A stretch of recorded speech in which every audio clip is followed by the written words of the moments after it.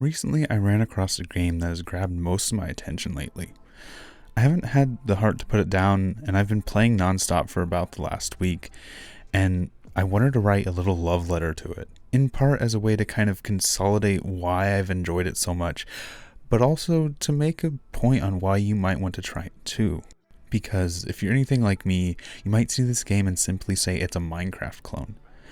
But it couldn't be farther from the truth, as Vintage Story isn't trying to copy Minecraft. The best way I could simply compare the two is to say Minecraft is a building game with survival elements, where Vintage Story is a survival game with building elements. In Minecraft, you might spend the first day collecting wood and food, only to bury yourself for the night, re-emerging with enough resources and ores to begin building your base. By the end of the first night, you have survived. Then all that's left is the building and growing. However, in Vintage Story, your first day might barely be enough to find food for the night, some stones for crafting your most primitive tools, and barely enough wood to create a small campfire for cooking. You may have survived, but barely, and you have to do it again tomorrow, using what spare time you have to build a basic shelter, preparing pots for storage, and scavenging for the more basic resources to hopefully start metalworking, and fear of whether or not your food will last you long enough for another sunrise. It's in that slow and methodical struggle that the game seems to strive, so close to starvation that the smallest success and progress feels powerful. Foraging enough food to make a meal that'll last you longer, leaving you with more time to collect those other resources. Building a basic farm and traps to make that food more consistent so you can focus on your progress. But you still can't quite say you've survived. Food is a constant, it spoils, so you can only stock up so much. Then you must make ways to preserve it. Cellars, crocks, and pots can be made to put your food in so it lasts just that little bit longer. Even preparing pies to make your berries stretch. But you still haven't survived. Because storms are brewing. Not just storms of rain and lightning, but storms of creatures that are warped by a temporal force, leaving you locked away and hiding somewhere safe. And even then, once you've survived that, winter will be on its way, crippling your crops, stressing your food reserves, and forcing you to keep dry and warm, or else the freezing from outside might take you. And with that first winter gone, you've finally survived that harshest hit, and only now can you properly prosper. Taking your free time to explore, finding rare and rich resources, the minerals you need for metal are scattered. You need to collect enough copper bits just to be able to make your first pickaxe so you can plunge into the earth, making molds and casting anvils and hammers, making ingots so you can forge those into many more tools. It all takes time. It takes practice. But every step seems so satisfying. For a second, I want to ask you an honest question. How long does a wooden pickaxe last you in Minecraft? For me, it usually only lasts long enough to get the cobble needed to craft a stone pickaxe. It never actually breaks, and I never actually craft a second wooden pickaxe. Progress is never a challenge, it's a hurdle, something you have to get over so you can get to the real game of Minecraft, which is the building. However, in Vintage Story, it is that grittiness, it is that grind that sits at the forefront, without ever feeling forced or boring, because it plays into the process. Crafting tools and other items feels more like a mini-game than a menu. Melting copper to create ingots, heating those ingots on a forge so you can take them to your anvil, hitting them with a hammer into their final shape. Tossing that into water to quench it before you can finally fasten it to a stick, turning it into the finished tool ready to be used. It's a process that makes you feel involved, makes you feel like the smith in the forge that you have built with the tools that you have crafted and the anvil you have cast. All of this has been built by you. You play for the process. You play for the story that this creates.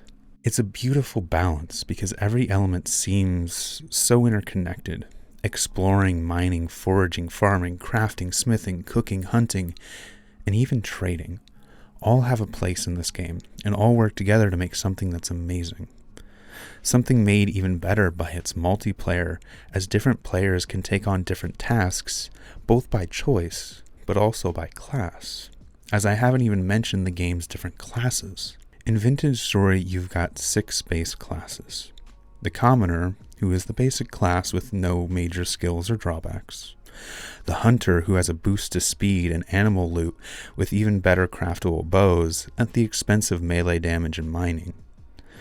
The Malefactor, who fills the role of the Thief, harder to detect with better looting and an exclusive ranged weapon.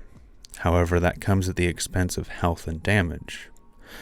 The Clockmaker, who deals better damage to mechanical creatures and even has the added ability to tame them, with additional movement speed and repair costs to those ancient creations you can find scattered throughout the world, but with the downsides of damage and health. Then there's the Blackguard, that is this game's brawler, with the boost to melee, armor, and mining at the detriment of his ranged weapons, hunger, and loot. And finally, there is the Tailor, who can craft and maintain clothing at the expense of loot, healing, and mining. On their own, these classes can add a spice to a single-player experience, but in multiplayer they can be woven into a story, as certain players take on different roles to match their skills, and take on burdens to help other players with their detriments. And even within those roles, certain specialties can arise, such as becoming the blacksmith, the hunter, the adventurer, the fighter, the farmer, the miner, and even more. And after those classes comes combat. I could gush over combat even with the little experience that I've done with it. In this game, there's a wide array of weapons, consisting of clubs, knives, swords, spears, flax, bows, axes, slings, and even stones. Stones. You can pick up and just chuck stones as a weapon. So with all these weapons, you can choose to be a melee fighter or even attack at range.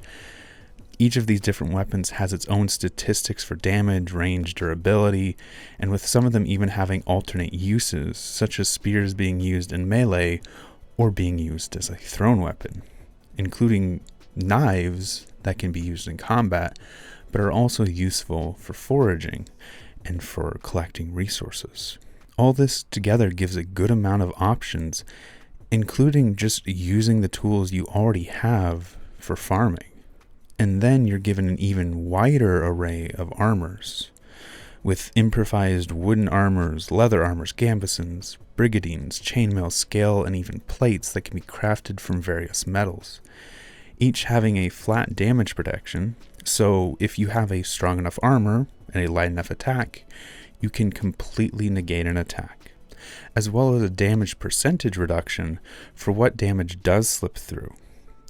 And besides the lightest of armors, each armor has its drawbacks that affects things like hunger, healing, ranged weapons, and movement speed, meaning you might not always want to wear your armor, or even need to remove your armor during a fight in order to bandage yourself or flee from enemies, turning what would be a singular linear progression into multiple branches that make you choose what you want to build yourself into, what character you want to be. Because you can't mix heavy armor with ranged weapons without some serious drawbacks. But why would you? If you're planning to do ranged weapons, your goal is not to take hits, so you should try and wear that lighter armor. And on the opposite side, the Blackguard class has benefits that make armor so much better that they may want to become the brawler, wearing whatever is heaviest and turning themselves into a tank. And again, it all interweaves. Your class may influence what weapons and armor you choose, or maybe the armor that you have available will influence your weapons, or maybe you might just avoid fighting altogether, as some classes can't really even take a hit, even in armor.